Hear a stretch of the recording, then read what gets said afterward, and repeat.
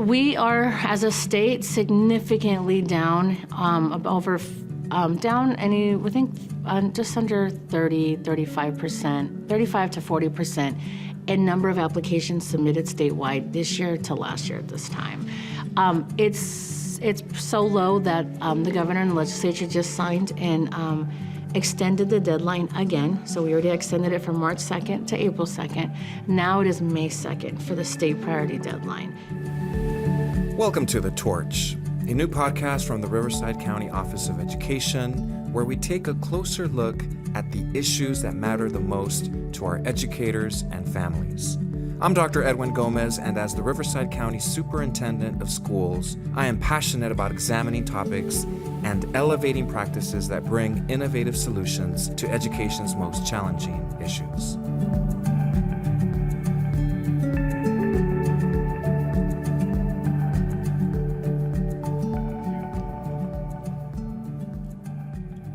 Hello and welcome. I'm Dominique Samario, the Administrator for Community Engagement and Partnerships at the Riverside County Office of Education.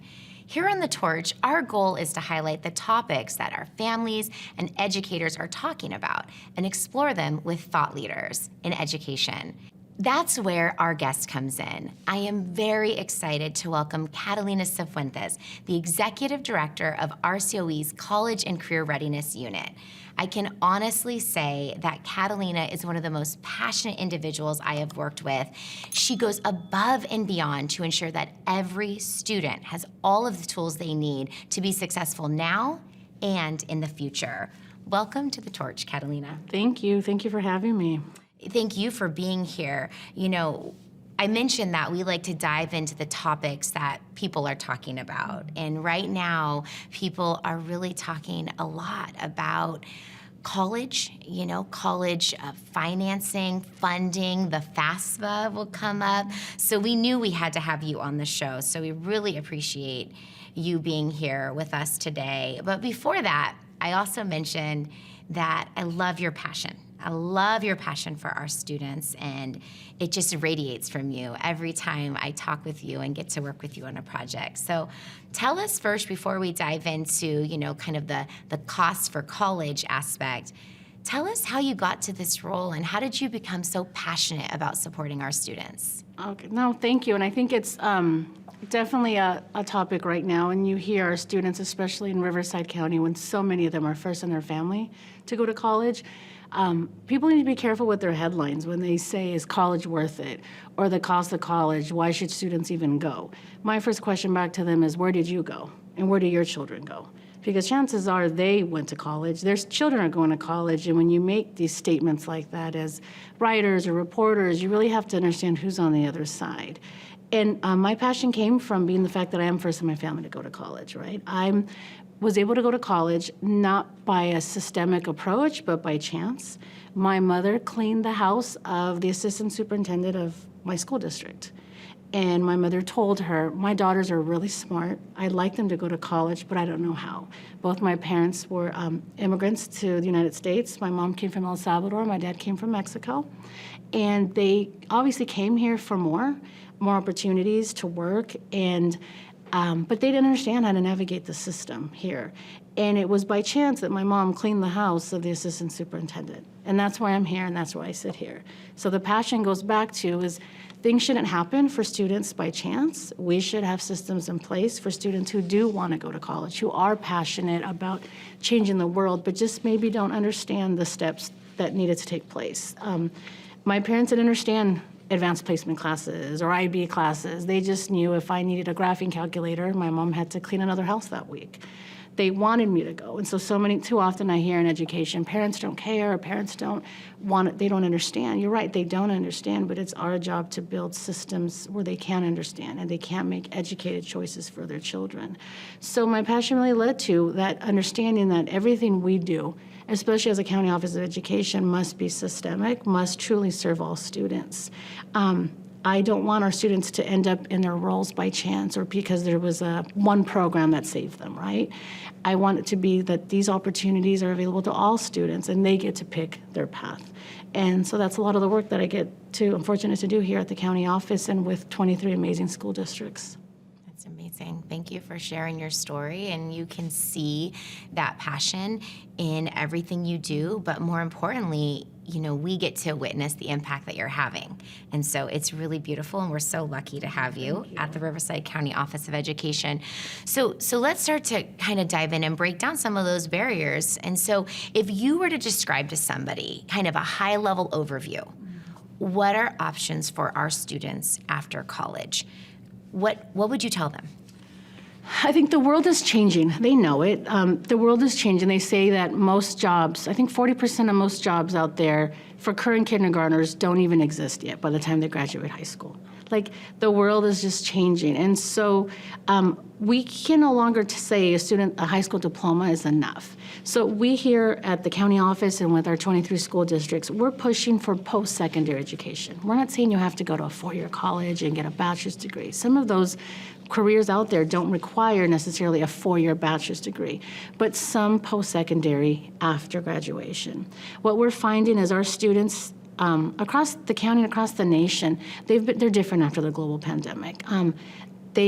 Some of them were making money and going to school and making money doing, dropping off food to people's homes or doing those delivery services. And so they are looking for something where they can make money now, take care of their families now, start working on their future now, and not necessarily that long-term gratitude. It's like, I know after 4 to 6 years I'll have a degree.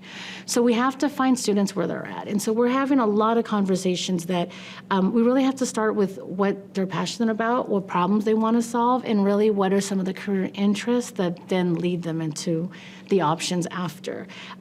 We used to be able to tell students, don't you want to go to college? And they have football games, living in the dorm rooms, and it's an experience. That's not the case anymore. Some of our students, those things don't get them excited. They did school from home for 2 years. Not all students are motivated by those things. So we got to find students where they're at and what they're motivated about, and what they're passionate about. I like to go, when I go talk with elementary school students, not what do you want to be when you grow up.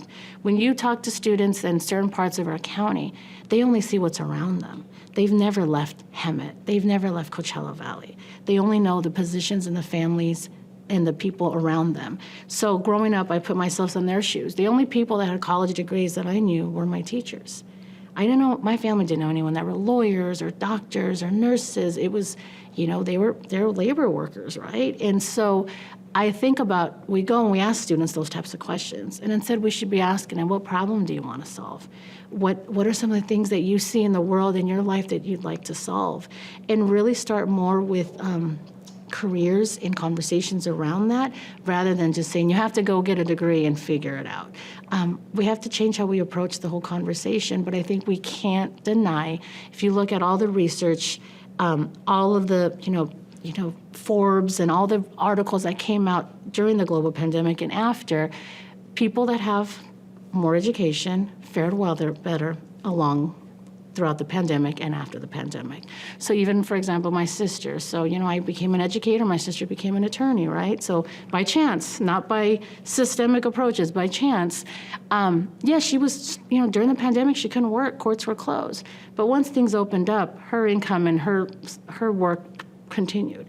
But people that don't even have a high school diploma or any education after, they continue to live in those poverty levels. So I think there's that economic factor that, yes, there's some people that do get degrees and they're not always sure what they want to do.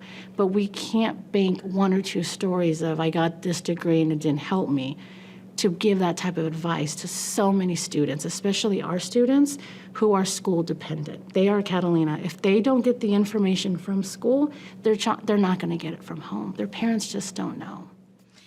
I think, first of all, thank you for sharing all of that and just the lens through which you're working in and we're operating here at RCOE, is that every student can receive these resources from their schools through their education. And so it's not just about their success today, but we're laying that foundation for their future. Mm-hmm. And so with that, one of the things we're really proud of is people who listen to The Torch, a lot of educators do, and a lot of families, a lot of the parents, right? And so you mentioned we kind of need to look at it in another way, because what I was hearing when I was deciding, whether or not to go to school, I too was the first in my family. Neither of my parents went to college. My mom didn't even graduate from high school, but I had a lot of, positive influences and role models, and thankfully I had those.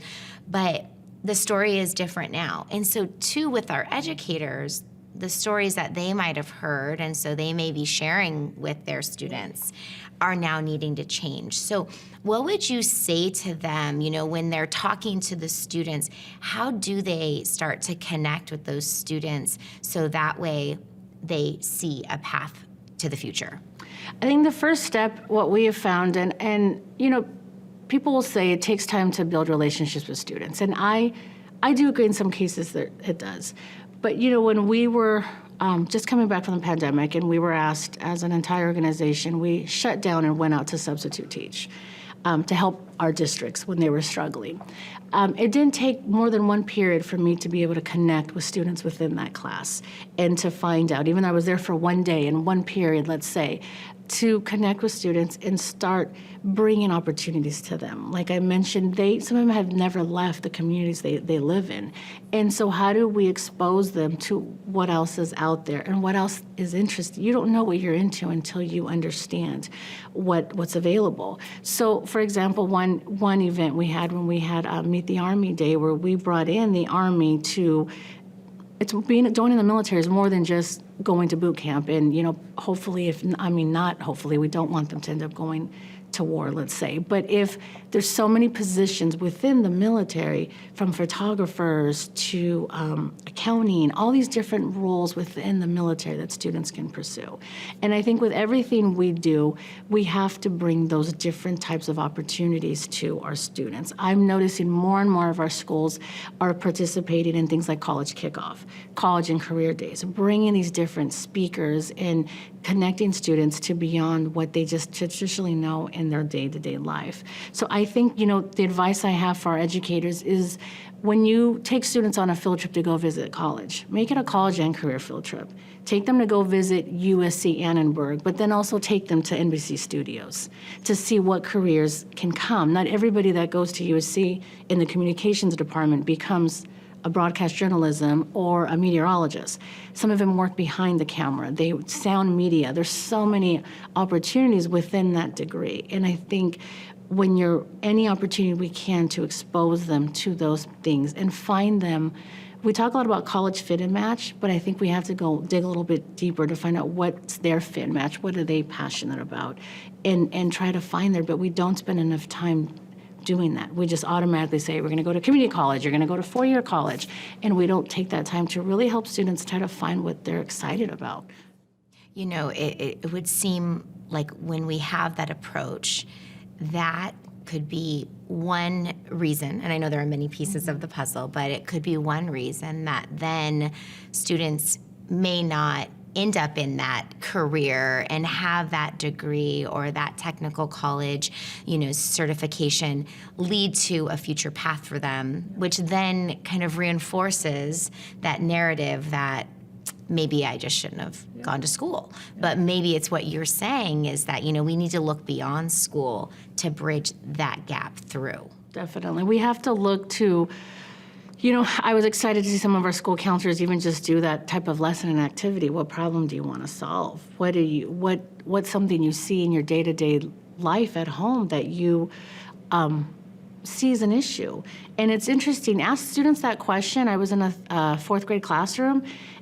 They're smart. They're watching TV. They're probably doing too much social media on their phones or their parents' phones, but our students are not the same that we used to. They're not as sheltered as we would say fourth graders 5 years ago, and they see world problems and they need help breaking down how to do that. What type of job would that even look like? Within a 30-minute conversation, with a student, I can break down with them. Okay, what are you excited about? What are you passionate about? What do you like to do on your free time, right? So we have a lot of students that are into video game design. The NBA has game design teams that compete against each other, and those people do very well financially within their income, right? There's video game design teams that play against each other like an NBA team. And they're full-time jobs doing well over six figures. But students would never think to know that, right? And so I think that is our role. And I think, of course, we're going to naturally bring in our own experiences, but we also have to be careful with that. We have to, the reality is, maybe you went to community college first. Maybe that pathway worked for you. But now community colleges are not necessarily being able to get our students out in 2 years. On average, it's 3 to 4 years for transfers. And we have students that are making college decisions based on, a teacher that said, go to the community college, it's free, yet that student already has a free financial aid package to go to a 4-year campus. And they want to be an engineer, and they probably should be pursuing and starting off at a UC, and they were already accepted. So I think sometimes, too, in providing our own experience is important to students, especially if you're a first-generation educator, like I made it. I need to tell you my story, but I also think the world and how students navigate jobs is different now, right? And so another career I'm thinking is such in high demand is cybersecurity, right? Our students can take cybersecurity certification courses that doesn't necessarily require an associate's and start to make, almost six figures within a year. And so we just got to find them that fit and match, but not apply the rules before to how we coach students, right? It's very different. It's very different, and just thinking outside the box is so impactful, but that's why I appreciate how much, you work with all of our educators here in Riverside and beyond, so. And I'm trying, I'm learning. I learn a lot too. I just ask more questions and dig because I want to give the most recent information to our educators as they're working with students. We just kind of stick to our lane and what we know and our experience, and the world has changed for sure. You are always learning, and we're always learning, and so I appreciate that very much. And one thing you mentioned was about affording school or higher education, whatever that might look like for a student. And there are a lot of opportunities to receive support. Can you tell us a little bit about that lens? Because that can be, probably one of the number one hurdles for students about their, kind of interest in exploring higher education. And then I know also we're at a time of a lot of change related to the FAFSA, but we can dive into that after. But just talk to me about affording college and or, a career technical school. How can we make that work for our students? California is one of the most generous states in the nation when it comes to providing state financial aid to our students for post-secondary. For example, if you just graduated from high school, you're a 12th grader and you apply and you're eligible for a Cal Grant, you are into an entitlement pool. You're entitled to that money. If you're eligible, you will get it. In other states in our nation, it's competitive. You have to compete for it. First one to get their FAFSA, first one to do this. California, it's entitlement. You qualified for that Cal Grant A, you will get that Cal Grant A as long as you enroll after you graduate the fall semester. So there's so many opportunities in our state to get various resources, state financial aid as well as federal financial aid. But the first step always is you have to do your financial aid application. If you are in Riverside County, so I'll speak to Riverside County educators and families, more than 60 to 70% of our students in this county are either free reduced lunch, low income. They get pretty much financial aid packages that pay their entire tuition and fees. They just have to apply. And what happens is there's that college fit and match, but there's also that college affordability fit and match. So I had a student who, first in her family, she was also a dreamer. She was also an IB student. She was admitted to UCR. Pretty much a complete financial aid package. They were practically paying her to go to school. She would get money every quarter. And it was July, and she still had not finished her paperwork to enroll. She committed that she was going to go there, and then she kind of dropped off. We have an amazing partnership with UC Riverside, and we were connecting in that she was on the list of what happened. So I reached out to her, and she was working part-time as a waitress, and I said, talk to me on why you're not going to UCR. She didn't understand her financial aid package enough to realize she was getting it all paid for. This is an IB student, very bright STEM. You think she's taken care of, right? And so she just didn't understand. And so her backup plan, she goes, I'm going to go to community college because she shares, free college, community college is free in California, the Promise program. But once I sat down with her 30 minutes and explained to her, they're paying you to go to school. She just didn't know.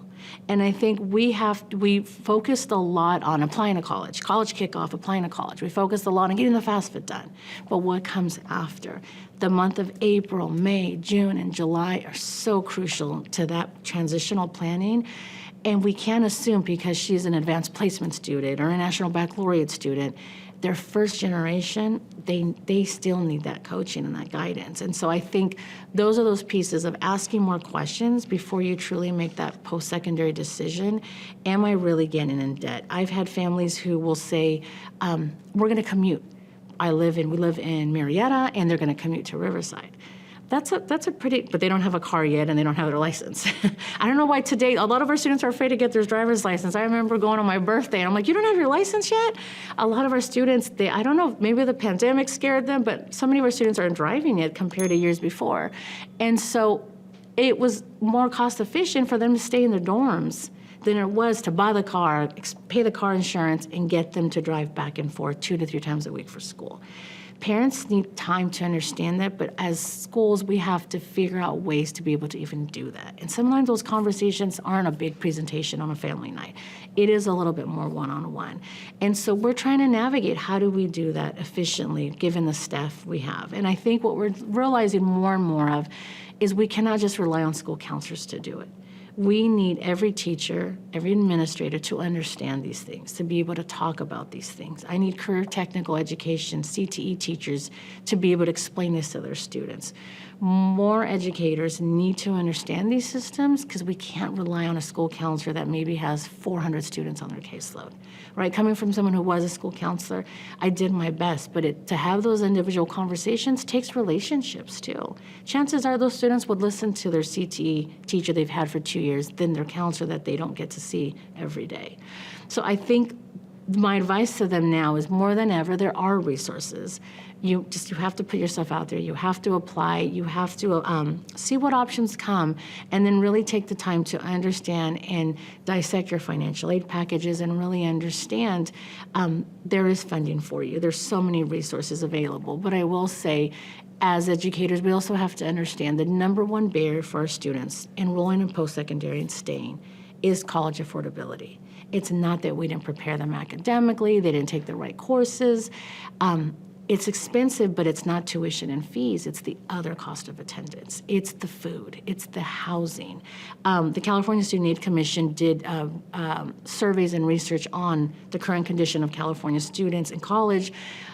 More than almost 70% of our students at some point in California college students that were surveyed had experiencing food or housing issues within their current status. Either they were food insecurities or housing insecurities, something was happening. So imagine, you're not eating and you have to go to school and you have to study. And so I think one thing, and in K-12, we have to take more collaboration and ownership of, even though after they graduate with us, they're not our responsibility. But this is a community effort. We have to work together. We have students that don't have enough food to eat, and you got to think about it. In Riverside County, more than 63% of our students are getting breakfast and lunch from us every day since kindergarten. And then they graduate, and then we send them off to college, community college, let's say, and they have to figure that part out. Right? I mean, those are those types of things we have to start asking ourselves and asking our higher ed partners, how are we working on this? Because not a lot happened during summertime. They graduated, they had the summer, and then they start college. How are they eating? What are they eating? Those are those things that are really something that, even though, yes, I'm K-12 and my role is supporting K-12 school districts, but all this work to not see these students through the finish line and not work with our hired partners to say, what are we doing to support them?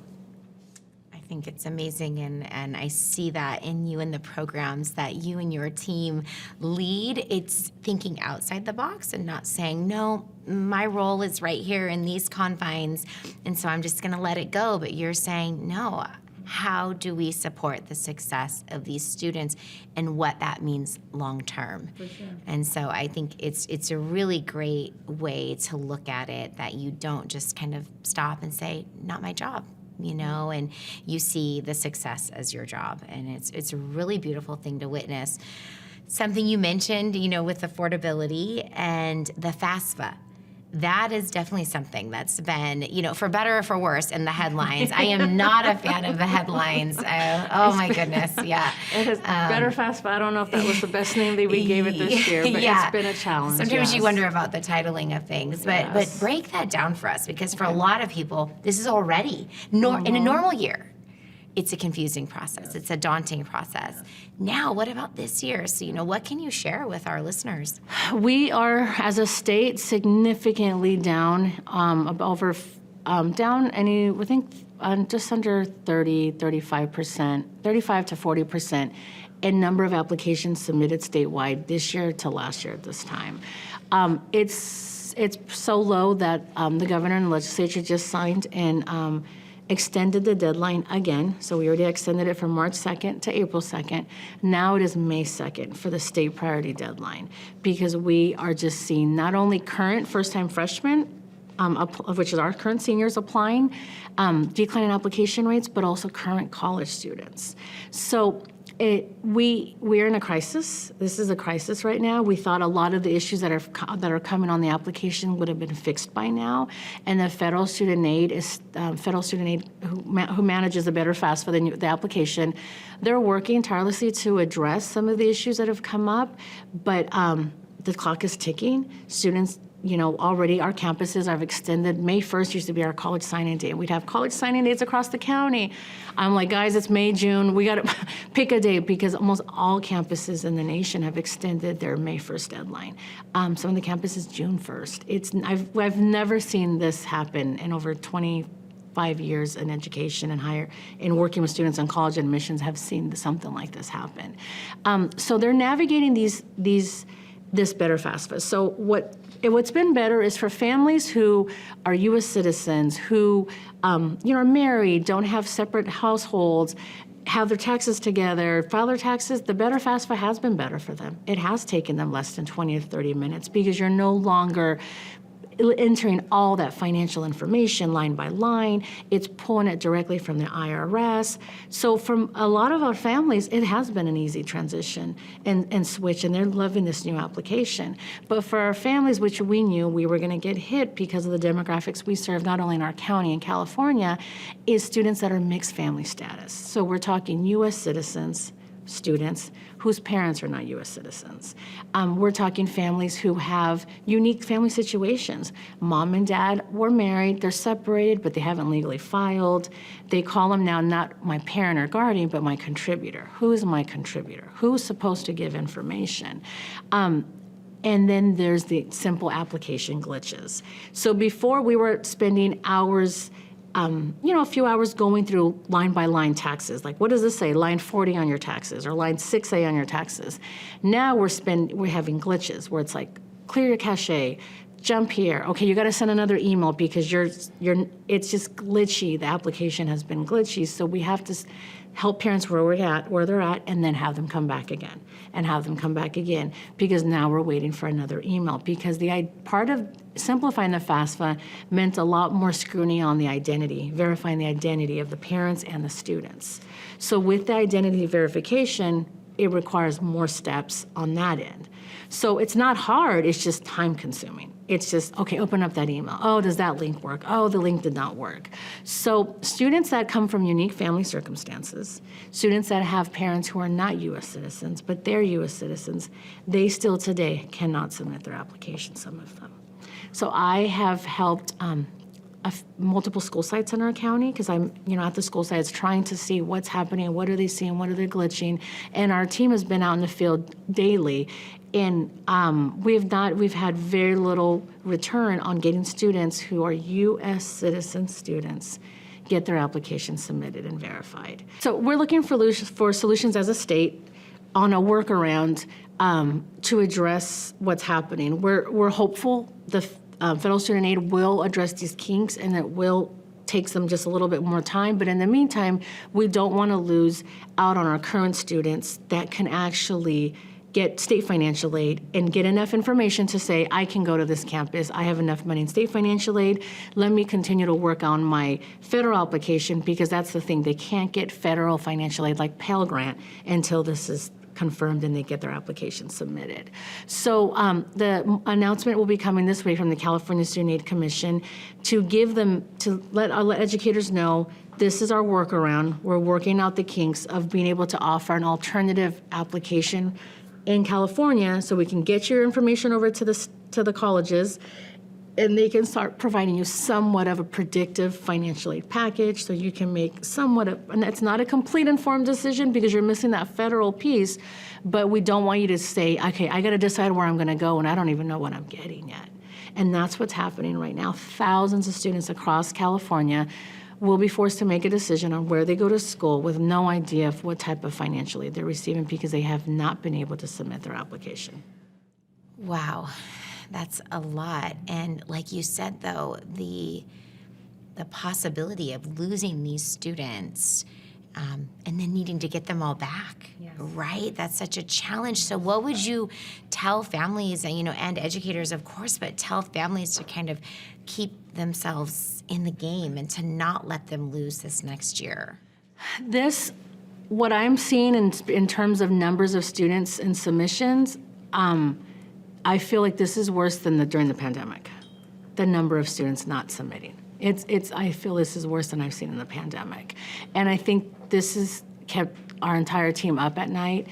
Just today, this evening from 4 to 8, we're having virtual appointments. Tomorrow, we're trying to triage what's happening as much as we can. And I know our districts are also working tirelessly this is the time of year we're having celebrations. Our districts are leaders in the state for submissions, right? We have some of the highest submission rates in California, right here in Riverside County. 91% of our kids submitted, 87%. Really amazing submission rates in our county. So they're competitive for students, and they're nervous. We've never had only this many students submit.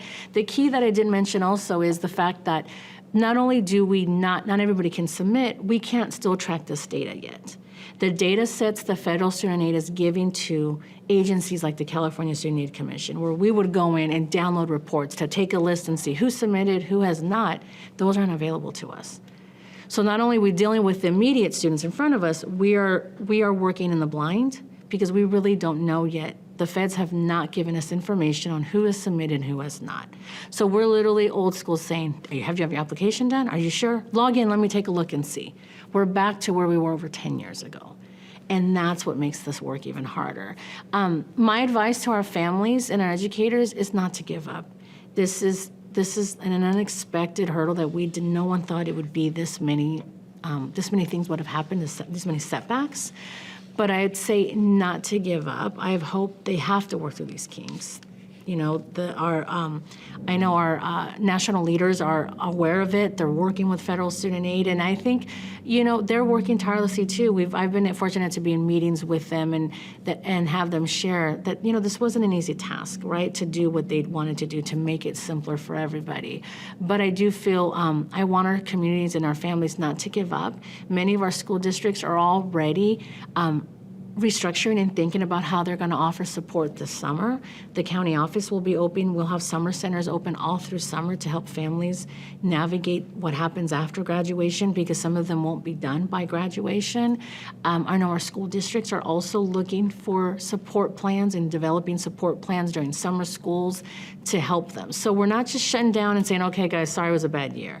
We're going to be available throughout the summer, through the fall, to get our students through. And we just don't want them to give up. And I think it's frustrating is before we could control how many students submit. Like it was just, we needed to do more outreach and efforts. What we're battling right now is something we don't have control over. And we're just having to navigate it case by case.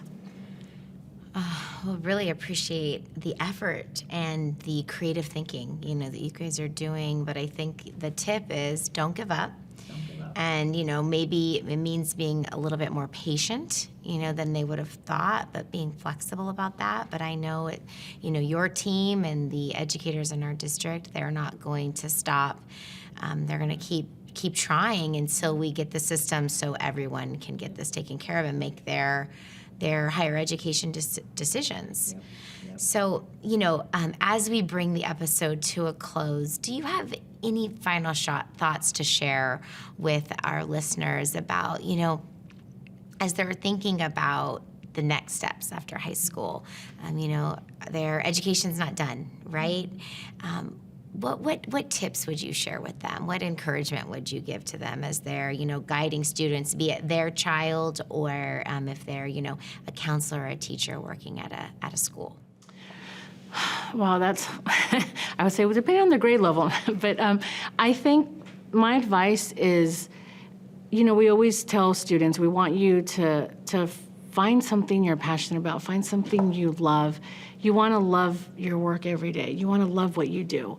And as educators, I think it's our role to help our students find that passion, whether I was an English language arts teacher. Doesn't mean all my students had to love English language arts, but when they were with me, it was to find them their purpose, their place.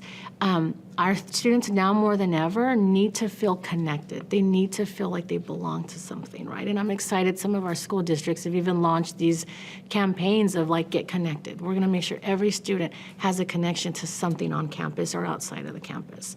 And I think that's what so many students are longing for and missing, is feeling a sense of belonging.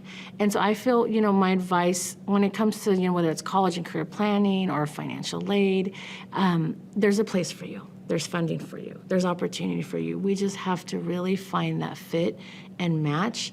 And sometimes that takes time. You may not know. Many of us, it's interesting, we all know that so many of us went to college with one goal, right? And we left with another, right? And I went to college thinking I was going to be a physical therapist. And I came out as a teacher, right? And so you never know. And I think we can't forget that. And we can't put so much pressure on our students that they have to know what they want to do. But one thing colleges will tell me time and time again, Ivy League schools, when we meet with them, they say, Catalina, your students and students in general lack passion. What are they passionate about? They lack passion. They do all the right things. They take all the right classes. They get the right test score.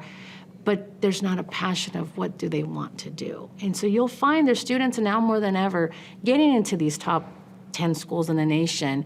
They weren't ranked number 1, number 2. They were ranked number 20.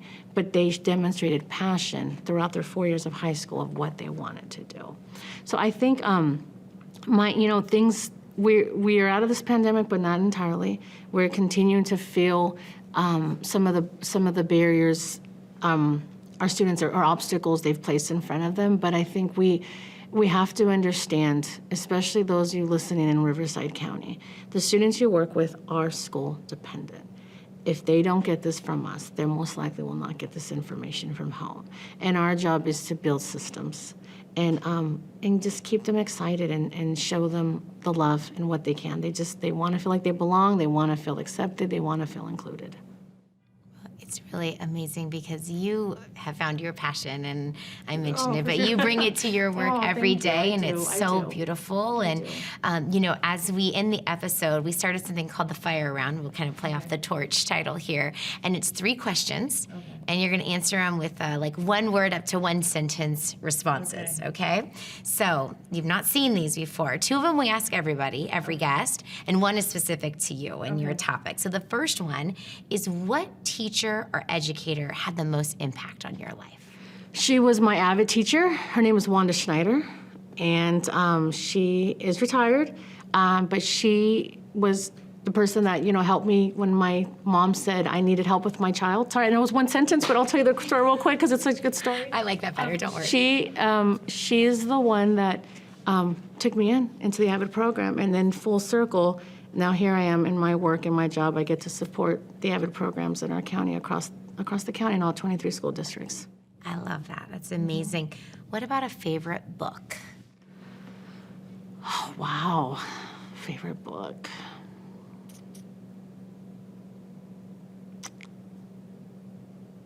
I should have looked at that question. God, you know what? I have one for you. I want to do a recent one, not one that I went to high school. Not one from my college. Crucial Conversations. And I say that because in my role and in so many of my experiences in working with our districts, we read these books and we're told, we have to be able to have them. but few people are ready to have those crucial conversations. So I say that in that reminder when, I'm telling you that's a little bit too much or that's a little bit too strong. It's like, no. You said we have to have crucial conversations, so let's have them, right? And when it comes to our students, as long as we keep them in the center, we should be able to have those conversations. I love that. And the final one, this one's specific to you. I was thinking about it, and you actually mentioned that you kind of changed paths during college. But if you were to go back to school now and not major in something education related, what would you go back to school for? You know what? I think, even looking back now, I think it would be something with philanthropy. Like, it would still be giving back, still doing. It's interesting, as you work with people and they're navigating their lives, some of the best work I've done is when I'm going through a lot, personally. Like, people are like, oh my gosh, she's working so hard, she just did this. There's probably something going on in my family or my parents or something, and I think that I find purpose in helping others. So I could see myself, there's a lot of work I get to do, a little bit part-time with philanthropy and a lot of nonprofits and external groups, and I feel like there was a place there that I'd love to see what else we can do and really solve big problems. Like, I think there's so many issues in the world, but I do believe there's solutions. These are man-made. We've made these issues. How do we address them? I love that. Well, you never know. Maybe you'll go back to school for that. I know, right? Explore that in your future someday. I know. Hopefully, we'll see. Yes, absolutely. Well, thank you so much for being on The Torch. But more importantly, thank you for sharing your passion, your creative solutions, and your drive to propel our students to success at all levels and, throughout their education journey. We're so grateful to have you a part of the RCOE team. Oh, thank you. And thank you for having me. And thank you for everyone listening today. Appreciate it. Yeah, we really appreciate our listeners listening in. The Torch is a podcast by the Riverside County Office of Education. It drops monthly, so make sure to follow us on YouTube or wherever you stream your podcasts. We're so grateful to have you listening in today, and we're excited for all of the discussions to come.